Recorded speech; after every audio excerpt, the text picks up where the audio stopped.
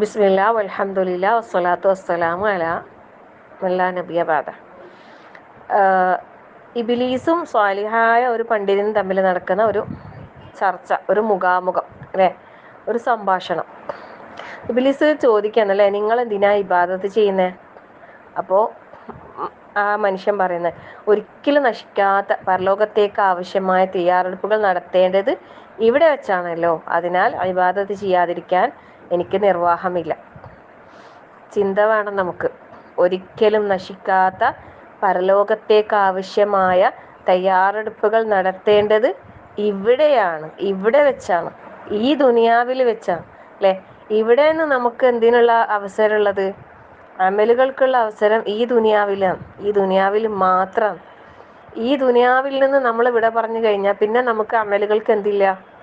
No chance. പിന്നെ നമുക്ക് അവസരമില്ല അല്ലേ.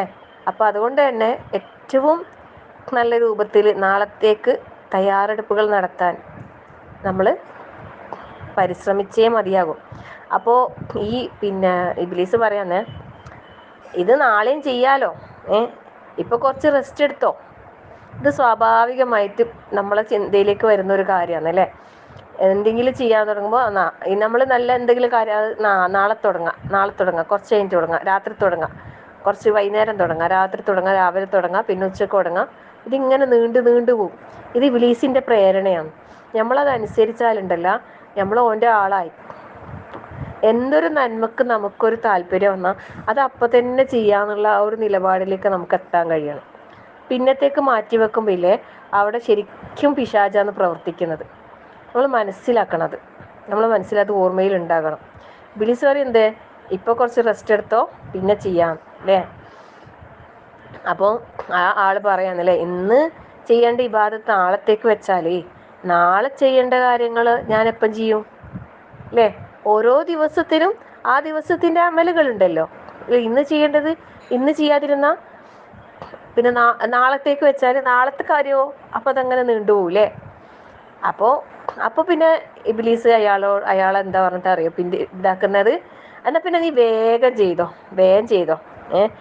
എനിക്ക് വേറെയും കുറേ ചെയ്ത് തീർക്കാനില്ലേ അല്ലേ. അതൊന്ന് സ്പീഡാക്കാൻ വേണ്ടിയിട്ട്, നമ്മളെ അമലിനെ ഒന്ന് സ്പീഡ് ചെയ്യാൻ.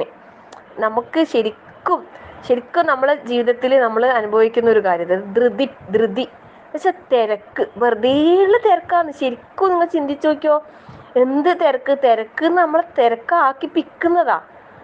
ഇങ്ങനെ നമുക്ക് കുറേ എന്തെല്ലോ നമുക്ക് ചെയ്യാനുണ്ടാക്കുന്നത്. ശരിക്കും കൂടുതൽ ഏതിലാണ് തിരക്ക് വരുന്നത്? ഒരാൾക്ക് തിരക്കുണ്ടെങ്കിൽ അത് എന്തിൻ്റെ കാര്യത്തിലായിരിക്കും തിരക്ക്? ആഖിറത്തിന്റെ കാര്യത്തിലാ അല്ലേ? ദുനിയാവിൻ്റെ ഓരോ കാര്യങ്ങൾക്ക് വേണ്ടിയിട്ടില്ലേ ഈ തിരക്ക്? ആണെങ്കിൽ പോകാനുണ്ടെങ്കിൽ ആക്കാനുണ്ടെങ്കിൽ എല്ലാം കൂടുതൽ എന്തായിരിക്കും? ദുനിയാവിയായ തിരക്കുകളാണ് അല്ലേ. അപ്പോൾ സ്പീഡാക്കാൻ പറയും നമ്മളോട്. അപ്പോൾ സ്പീഡാക്കുമ്പോൾ എന്താണെന്ന് വെച്ചാൽ ആ ഇബാദത്തിൻ്റെ ഭംഗി കുറയും. ഒരു നിസ്കാരം, ഒരു സമാധാനത്തിൽ നിസ്കരിക്കുന്ന നിസ്കാരം തിരക്ക് പിടിച്ച് നിസ്കരിക്കുന്ന നിസ്കാരം ഇങ്ങനെ ഉണ്ടാവും. ചോറുന്നുമ്പോൾ തെരിപ്പി കയറിയ പോലെ ഉണ്ടാവും അല്ലേ. തെരിപ്പി കയറി കഴിഞ്ഞാൽ പിന്നെ നമുക്ക് ആകെ എന്തെങ്കിലും ആയി, പിന്നെ ഒന്നും മര്യാദയ്ക്ക് പിന്നെ തിന്നാനൊന്നും കഴിയില്ലല്ലോ. പിന്നെ വെള്ളം കുടിച്ചിട്ട് അങ്ങ് നിർത്തുന്ന ഒരവസ്ഥയ്ക്കും. അതുപോലെയാണ് നിസ്കരിക്കുമ്പോൾ അല്ലെങ്കിൽ വേറെ എന്തെങ്കിലും നല്ല കാര്യങ്ങൾ ചെയ്യുമ്പോൾ ഉള്ള തിരക്ക് വരിക എന്ന് പറയുന്നത്. അപ്പം ഇബ്ലീസ് പിന്നെ ധൃതി പിടിച്ച് ചെയ്യാനുള്ള ഒരു പ്രേരണ. ഇവിടെ എല്ലാം നമ്മൾ സ്വന്തം ലൈഫിൽ ഇങ്ങനത്തെ സാഹചര്യങ്ങൾ വരുമ്പോൾ നമ്മൾ എന്താക്കാന്ന് പറയാം, കൂളാകുക. കുറച്ചാണെങ്കിലും സമാധാനത്തിൽ ശാന്തമായ രീതിയിൽ. ഇപ്പം നിസ്കാരമെല്ലാം തന്നെ ധൃതി പിടിച്ചിട്ട് കുറേ സ്പീഡിൽ ഓതി അങ്ങനെയല്ല. ചെറിയ ഏതെങ്കിലും സൂറത്ത് ഓതിയാൽ മതി, മെല്ലെ ഓതിക്കോ അല്ലേ. കൂളായിട്ട് തന്നെ നമുക്ക് പരമാവധി ചെയ്യാൻ വേണ്ടിയിട്ട് തൗഫീഖ് അല്ലാഹ് തരട്ടെ. നമുക്ക് ഈ ഒരു ചിന്ത നമുക്ക് ചിന്തയോട് കൂടി ചെയ്യാനുള്ള ആ ഒരു ഇത് അല്ലാഹ് തരട്ടെ. ആമീൻ. അപ്പോൾ അയാൾ പറയുന്നുണ്ടല്ലേ, മനുഷ്യൻ ഇബാദത്ത് ധൃതിയിൽ ചെയ്യുമ്പോൾ അതിലൂടെ സൂക്ഷ്മതയും ഭയഭക്തിയും നഷ്ടപ്പെടും. അപ്പോൾ അതിൻ്റെ ആ ഒരു ചൈതന്യം തന്നെ നഷ്ടപ്പെടും. അപ്പോൾ അതുകൊണ്ട് കർമ്മങ്ങളൊക്കെ സാവകാശം പൂർത്തിയാക്കുന്നതാണ് നല്ലത് എന്നുള്ള നിലക്ക് അയാൾ മറുപടി പറയാം. അപ്പോൾ പിന്നെ ഇബ്ലീസ് അവിടെയും ഇബ്ലീസ് എന്താവും എന്ന് പരാജയപ്പെടുകയാണ്. അപ്പോൾ പിന്നെ നെക്സ്റ്റ് ചാൻസ് അല്ലേ. ഇത് നല്ലൊരു വ്യക്തി ആയതുകൊണ്ടാണ് ഈ രൂപത്തിൽ, അല്ലെങ്കിലോ ഫസ്റ്റത്തേൽ തന്നെ പൊട്ടിയിട്ടുണ്ടാവും. പിന്നെ അതിൻ്റെ അപ്പുറത്തേക്ക് പിന്നെ ബാക്കി പറയേണ്ടി വരില്ലല്ലോ അല്ലേ. അപ്പോൾ പിന്നെ അടുത്ത് പറയുന്നത് എന്താ, അങ്ങനെയാണെങ്കിൽ നീ എന്താക്ക്, നീ ചെയ്യുന്ന ഇബാദത്തുകളെല്ലാം പരസ്യമായിട്ട് ചെയ്യ്. എന്നിട്ട് ജനങ്ങളുടെ ബഹുമാന ആദരവുകൾ നിനക്ക് നേടിയെടുക്കാൻ സാധിക്കും അതിലൂടെ. എന്നുവെച്ചാൽ റിയാവ് കൊണ്ടുവരും, നമ്മളെ കൽബിലേക്ക് റിയാവ് കൊണ്ടുവന്നിട്ട് നമ്മൾ അമലിനെ എങ്ങനെയെങ്കിലും എന്താ പറയുക, ഒരു നിഷ്ഫലമാക്കി തീർക്കണം. അപ്പോൾ ആ മനുഷ്യൻ പറയുന്നല്ലേ, ഉപകാരം ഉപദ്രവവും ചെയ്യുന്ന അള്ളാഹുവിനാണ് ഞാൻ ഇബാദത്ത് അനുഷ്ഠിക്കുന്നത്. മനുഷ്യർക്ക് അതിനൊന്നും കഴിയാത്ത മനുഷ്യർക്ക് എൻ്റെ ഇബാദത്തുകൾ കാണിച്ചിട്ട് എന്താ കാര്യമുള്ളത്? നോ അല്ലേ, അത് വേണ്ട. ആളെ കാണിച്ചിട്ട് ചെയ്യുന്ന ആ ഒരു ഏർപ്പാട് അത് വേണ്ട. അപ്പോൾ പിന്നെ അടുത്ത ഇതെന്താ പറയുന്നത് വെച്ചാൽ, നിങ്ങൾ ഭയങ്കര ബുദ്ധിമാൻ തന്നെയാണ് കേട്ടോ. നിങ്ങൾ എന്തൊരു ഉത്സാഹത്തോടെയാണ് നിങ്ങൾ കർമ്മങ്ങൾ ചെയ്യുന്നത്. നിങ്ങൾക്ക് അവർക്കൊന്നും അറിയാത്ത നിങ്ങൾക്ക് കാര്യങ്ങളൊക്കെ നിങ്ങൾക്ക് അറിയാമല്ലേ, കുറേ കാര്യങ്ങൾ അറിയാമല്ലേ, കുറേ ഇബാദത്ത് ചെയ്യുന്നുണ്ട് അല്ലേ, നിങ്ങളെല്ലാം മുത്തക്കിയാന്നല്ല. സ്വന്തം നമ്മളെ മനസ്സിൽ ഇങ്ങനെ വരുന്ന തോന്നലുകളാണ്, നമ്മളെ മനസ്സിൽ ഇട്ട് വരുന്ന തോന്നലുകളാണ്. ഞാൻ അത്യാവശ്യം കുഴപ്പമില്ല, മറ്റുള്ള ആളെക്കാട്ടിലും ഞാൻ കുറേ ചെയ്യുന്നുണ്ട്, ഞാൻ നല്ല ഉന്മേഷത്തോടെ ഉത്സാഹത്തോടെയാണ് ചെയ്യുന്നത്. ഇങ്ങനെ സ്വയം ഉജുബ് നമ്മൾ പണ്ട് പറഞ്ഞു കേട്ടിട്ടില്ലേ, ഉജുബ് ഉണ്ടാക്കുന്ന സ്വന്തമായിട്ടൊരു ഉജുബ്, നമുക്ക് നമ്മളെ തന്നെ ഒരു ഭയങ്കരമായിട്ട് തോന്നുന്ന ഒരു അവസ്ഥ. അപ്പോൾ നമ്മൾ തിരക്കേടില്ല എന്ന് നമുക്ക് തന്നെ തോന്നാനുള്ള തോന്നൽ ഇതുപോലും പാടില്ല ശരിക്കും അല്ലേ, നമുക്ക് അങ്ങനെയൊന്നും തോന്നാൻ പാടില്ല. ഇങ്ങനെയുള്ള ഈ തോന്നലുകളെല്ലാം നമ്മൾ എന്താക്കണം, മാറ്റി വെക്കണം. നമ്മളെല്ലാം പൂർണ്ണമായി റബ്ബിൻ്റെ അടിമകൾ അല്ലേ.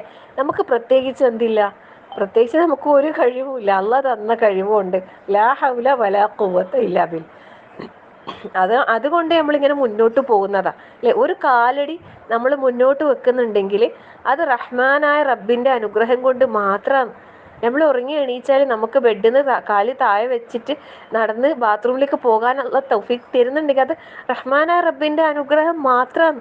അങ്ങനെ തന്നെ നമ്മൾ വിചാരിക്കണം. അപ്പോൾ അവിടെ നിന്ന് നമുക്ക് ഒഴിജിബ് വന്ന് പോകാൻ പാടില്ല.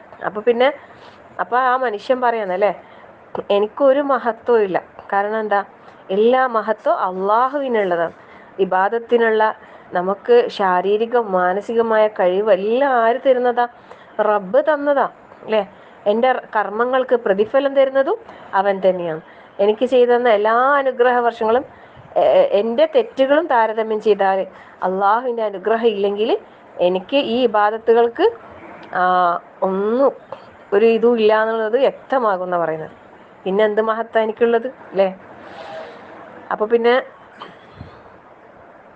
അയാൾ പിശാച് എന്താ പറയുന്നത് വെച്ചാൽ, എന്നാൽ പിന്നെ നിങ്ങൾ എന്താക്കുക, ആരും കാണാതെ ഇബാദത്ത് ചെയ്തോ, അള്ളാഹു എന്താക്കിക്കോളൂ, പിന്നെ നിങ്ങൾ അതൊക്കെ വെളിപ്പെടുത്തിയിട്ട് നിങ്ങൾ ആദരണീയനായ ഒരു നേതാവാക്കിക്കോളൂ. അപ്പോൾ അവിടെ എന്താ വെച്ചാൽ ആന്തരികമായ നിലക്കുള്ള ആ ഒരു പ്രകടനപരതയിലേക്കാണ് എന്താക്കുന്നത്, പിശാച് പരിശ്രമിക്കുന്നത്. അള്ളാഹു കാത്തുരക്ഷിക്കട്ടെ. ഇവിടെയെല്ലാം നമ്മൾ ഓർമ്മിക്കേണ്ട ഒരു കാര്യം എന്താ പറയുക, നമ്മളെപ്പോഴും അഊദു ബില്ലാഹി മിനശ് ശൈത്താനിർ റജീം അത് നമ്മളെ മനസ്സിൽ ഓർമ്മ ഉണ്ടാണോ. പിന്നെ അതുപോലെ പരിശുദ്ധ ഖുർആനിലെ ഒരു ദുആ ഇല്ലേ, റബ്ബി അഊദു ബിക മിൻ ഹമസാത്തി ശയാത്തീൻ വ അഊദു ബിക റബ്ബി അൻ യഹ്ളുറൂൻ. ഈ പ്രാർത്ഥന നമ്മൾ മുറുകെ പിടിക്കുക. ഈ പ്രാർത്ഥന നമ്മൾ കൂടെ തന്നെ ഉണ്ടാകണം. കാരണം അത് അത്രയും ഇമ്പോർട്ടൻ്റ്, നമുക്ക് അത്യാവശ്യമാണ്. ഈ ഒരു ശൈത്താനിയത്തിൽ നിന്ന് നമുക്കൊരു രക്ഷ കിട്ടുകയെന്ന് പറയുന്നത് നമ്മളെ ജീവിതത്തിൽ നമുക്ക് മുന്നോട്ട് പോകാനുള്ള എന്താ പറയുക എല്ലാ നിലക്കുമുള്ള ഒരു ഇതാണ്. അപ്പോൾ അതുകൊണ്ട് തന്നെ പിന്നെ എപ്പോഴും ഈ പ്രാർത്ഥന നമ്മളെ കൂടെ ഉണ്ടാകണം. അപ്പോൾ അത് കഴിഞ്ഞ് അപ്പോൾ പിന്നെ അടുത്ത വിലീസിൻ്റെ വാദം എന്താ പറയുന്നത് വെച്ചാൽ, നിങ്ങൾ ഭാഗ്യവാനായാണ് സൃഷ്ടിക്കപ്പെട്ടതെങ്കിൽ നിങ്ങൾക്ക് ഈ ഇബാദത്തുകളുടെ ഒന്നും ആവശ്യമില്ല. ഇനി ദൗർഭാഗ്യവാനായാണ് സൃഷ്ടിക്കപ്പെട്ടതെങ്കിലോ ഈ ഇബാദത്തുകൾ കൊണ്ട് യാതൊരു ഫലവുമില്ല. പിന്നെ എന്തിനാണ് നിങ്ങൾ ഇതിൽ ഉത്സാഹം കാണിക്കുകയും സുഖങ്ങൾ ഉപേക്ഷിക്കുകയും ശരീരത്തെ ക്ഷീണിപ്പിക്കുകയും ചെയ്യുന്നത്? നിങ്ങൾ ഭാഗ്യവാനായാണ് സൃഷ്ടിക്കപ്പെട്ടതെങ്കിൽ നിങ്ങൾക്ക് ഈ ഇബാദത്തുകൾ ആവശ്യമില്ല. ഇനി ദൗർഭാഗ്യവാനായാണ് സൃഷ്ടിക്കപ്പെട്ടെങ്കിൽ ഈ ഇബാദത്തുകൾ കൊണ്ട് ഫലവും ഇല്ല. പിന്നെ എന്തിനാ നിങ്ങൾ ഇങ്ങനെ ഉത്സാഹം കാണിച്ചിട്ട് ഇബാദത്ത് ചെയ്യുന്നത്, നിങ്ങളെ സുഖങ്ങളൊക്കെ നീ ഇങ്ങനെ ഉപേക്ഷിച്ചിട്ട് ശരീരത്തെ ക്ഷീണിപ്പിക്കുന്നത്? അങ്ങനെയല്ലല്ലോ, എല്ലാം അള്ളാന്റെ തീരുമാനമാണ്. പിന്നെന്താ ഇത് നമ്മൾ കുറേ എന്തിനാ ഇതിനും ഇതാക്കുന്നതെന്നുള്ള നിലക്കുള്ള ചിന്തയാണ് ഇട്ട് കൊടുക്കുന്നത്. റഹ്മാനായ റബ്ബലെ അള്ളാഹ് കാത്തുരക്ഷിക്കട്ടെ, ആമീൻ. അത്തരം ചിന്തകൾ നമ്മളിലേക്ക് കടന്നുകൂടുമ്പോൾ നമ്മളത് പെട്ടെന്ന് ഒഴിവാക്കണം. കാരണം ഇന്ന് മതനിരപേക്ഷതയിലേക്കും പിന്നെ ഭൗതികവാദത്തിലേക്കും അങ്ങനെയുള്ള യുക്തിവാദത്തിലേക്കും ഒക്കെ ആൾക്കാർ പോകുന്നത് ഇത്തരം പൈശാചിക ചിന്തകളാണ്. ആ ചിന്തകളെ നമ്മൾ എന്താക്കണ്ട, കൊണ്ട് നടക്കണ്ട, പെട്ടെന്ന് ഒഴിവാക്കുക. അത്തരം മോശം ചിന്തകളെ പെട്ടെന്ന് മനസ്സിന്ന് ഒഴിവാക്കുക. റബ്ബിലേക്ക് തിരിയാം, നമ്മൾ ആവശ്യം അള്ളഹാനോട് പറയാം. നമ്മളെ ഇത്തരം അനാവശ്യ ചിന്തകൾ കടന്നു വരുമ്പോൾ ഞാൻ അപ്പോൾ പിന്നെ ഒരാൾ കൊലപാതകയാവുന്നത് അങ്ങനെ ഇങ്ങനെ പറഞ്ഞിട്ട് ഒരു ഇതല്ല. പക്ഷെ നമുക്ക് എല്ലാം ഇഖ്തിയാറില്ല, തിരഞ്ഞെടുക്കാനുള്ള ഒരു സ്വാതന്ത്ര്യം അള്ളാഹ് തന്നിട്ടുണ്ട്. ഏത് കാര്യത്തിലും ഏത് വിഷയത്തിലും നമുക്ക് ചൂസ് ചെയ്യാനുള്ള ഓപ്ഷൻ അള്ളാഹ് തന്നിട്ടുണ്ട് അല്ലേ. അപ്പോൾ നമ്മൾ നമുക്ക് ഏറ്റവും ഹയറായത് നമ്മൾ സെലക്ട് ചെയ്യാം. നമ്മളെ ഭാവി എന്ന് പറയുന്നത് ഈ ദുനിയാവിലല്ല അല്ലേ, ആഖിറം പരലോകത്തെ നമ്മളെ ജീവിതം എന്താക്കണം, അത് സുരക്ഷിതമാക്കണം. അതിനു വേണ്ടിയാകണം നമ്മൾ എല്ലാ നിലക്കുള്ള പരിശ്രമം. അപ്പോൾ അങ്ങനെ അത് കഴിഞ്ഞ് അപ്പോൾ പിന്നെ ആ മനുഷ്യൻ പറയുന്നല്ലേ, ഞാൻ ഭാഗ്യവാനായാലും നിർഭാഗ്യവാനായാലും അള്ളാഹുവിന് വഴിപ്പെടാൽ എൻ്റെ ഭാഗത്ത് എനിക്ക് അനിവാര്യമാണ് എന്നുള്ള നിലക്ക് പിന്നെ അയാൾ പറഞ്ഞ് പിന്നെ ആ പിശാചിൽ നിന്ന് അയാൾ ഇതാകുന്നു. എന്നിട്ട് അതിനുള്ള കുറേ കാര്യങ്ങൾ ഇങ്ങനെ പറയുന്നുണ്ട്. അത് ഞാനിപ്പോൾ വായിക്കുന്നില്ല. പിന്നെ ഇൻഷാ അല്ലാഹ് നമുക്ക് അടുത്ത ക്ലാസ്സിലെ തുടക്കത്തിൽ അതിൻ്റെ ബാക്കി ഭാഗങ്ങൾ നമുക്ക് ചർച്ച ചെയ്യാം. കാരണം എല്ലാ ദിവസവും ഇങ്ങനൊരു ഓർമ്മപ്പെടുത്തൽ ഉണ്ടാകുമ്പോൾ ഒരു പരിധിവരെ നമുക്ക് നമ്മളെ സ്വയം പിന്നെ സംസ്കരിച്ച് ശുദ്ധീകരിച്ച് എടുക്കാനുള്ള അവസരങ്ങൾ ഉണ്ടാകും ഇൻഷാ അല്ലാഹ്. പറഞ്ഞ കാര്യങ്ങൾ നിങ്ങൾക്ക് ഓരോരുത്തർക്കും മനസ്സിലായിട്ടുണ്ടാകും വിചാരിക്കുന്നു. എന്തായാലും പിശാചിൻ്റെ ദുർബോധനങ്ങളിൽ അകപ്പെടാതെ നമ്മളെ സേഫാക്കി നമ്മൾ കൊണ്ടുപോകുക. ഏറ്റവും നല്ലൊരു മാർഗം എന്ന് പറയുന്നത് പരിശുദ്ധ ഖുർആനുമായി നിരന്തരം നമ്മൾ ബന്ധപ്പെടുക എന്നുള്ളത് തന്നെയാണ്. ഖുർആനിൻ്റെ പാരായണം, അർത്ഥവും ആശയവും അറിഞ്ഞുകൊണ്ടുള്ള പഠനം, ഇതൊക്കെ നമ്മളെ ജീവിതത്തിൽ കൂടെ കൊണ്ട് നടക്കുകയാണെങ്കിൽ തീർച്ചയായും അള്ളാഹുവിൻ്റെ ഭാഗത്തുള്ള സഹായം നമുക്കുണ്ടാകും. പിന്നെ ഖുർആൻ നമ്മൾ കൂടെ ഉണ്ടാകുമ്പോൾ നമ്മളെ കൂടെ അള്ളാഹുവിൻ്റെ മലക്കുകളുടെ സാന്നിധ്യം ഉണ്ടാകും. അന്നേരം പിന്നെ പിശാച് അവിടുന്ന് ഓടിപ്പോകും. അപ്പോൾ നമ്മുടെ വീടുകളിലാകട്ടെ നമ്മളെ എവിടെയായാലും നമ്മളെ ഹൃദയങ്ങളിൽ ഖുർആൻ എപ്പോഴും നമ്മൾ കൊണ്ട് നടക്കുക. ഖുർആൻ പാരായണവും പഠനവും അതിൻ്റെ കാര്യങ്ങളൊക്കെ ആയിട്ട് നമുക്ക് മുന്നോട്ട് പോകാനാണെങ്കിൽ തീർച്ചയായും ഈ ഒരു പരിധിവരെ നമുക്ക് ഈ പറഞ്ഞ കാര്യങ്ങളിലൊക്കെ സൂക്ഷ്മത പുലർത്താൻ വേണ്ടിയിട്ട് സാധിക്കും. ഇൻഷാ അല്ലാഹ്. അള്ളാഹു അനുഗ്രഹിക്കട്ടെ, ആമീൻ. ഒരു സ്പീച്ചിൽ കേട്ടതാണ്. അത് എന്ന് വെച്ചാൽ ഒരു സ്കൂളിൽ പിന്നെ നടന്നൊരു സംഭവം. അപ്പോൾ അതിൻ്റെ പശ്ചാത്തലത്തിൽ പിന്നെ കുറേ വർഷങ്ങൾക്ക് ശേഷം അധ്യാപകനെ പിന്നെ ആ കുട്ടീനെ കാണുന്നതാണ്.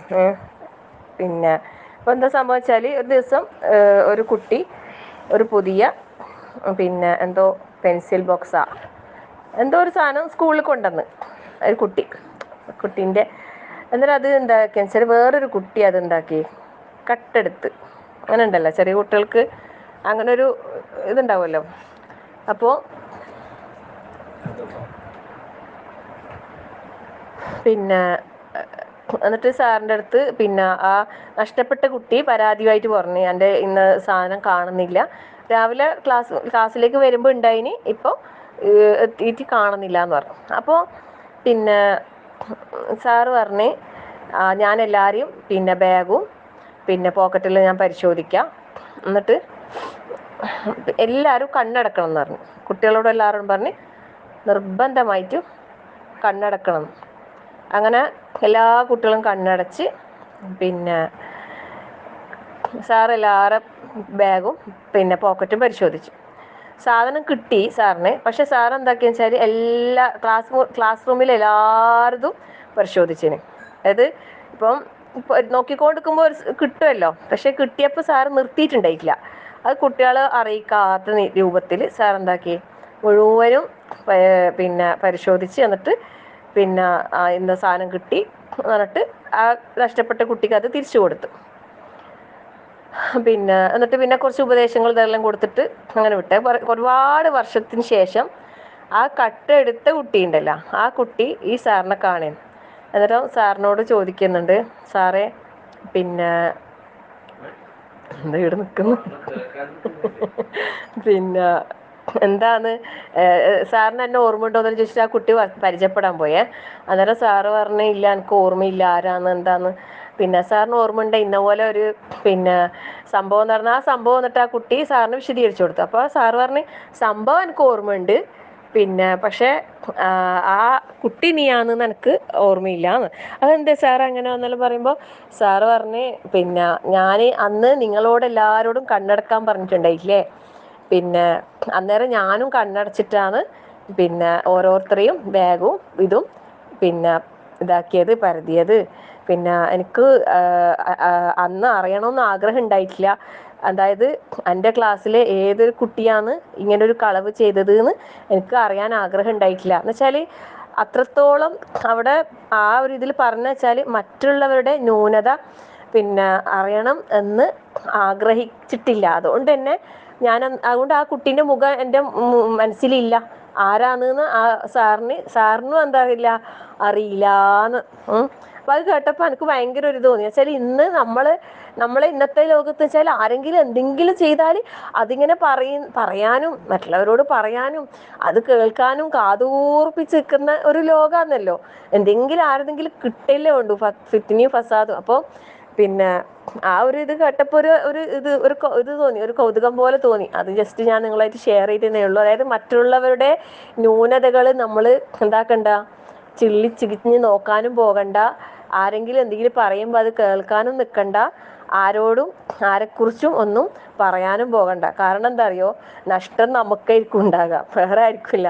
നമ്മൾ അത് ഏറ്റെടുത്താൽ പിന്നെ നമുക്കാണ് അതിൻ്റെ നഷ്ടം. അപ്പം അതുകൊണ്ട് അങ്ങനത്തെ ഒന്നും തന്നെ ഒരു ന്യൂനതകളിലേക്കും നമ്മൾ എന്താക്കണ്ട, തിരിക്കണ്ട. ഓക്കെ, ഇൻഷാ അല്ലാഹ്. അപ്പം ഇനി അസ്മാഉൽ ഹുസ്നയിലേക്ക് കിടക്കാം.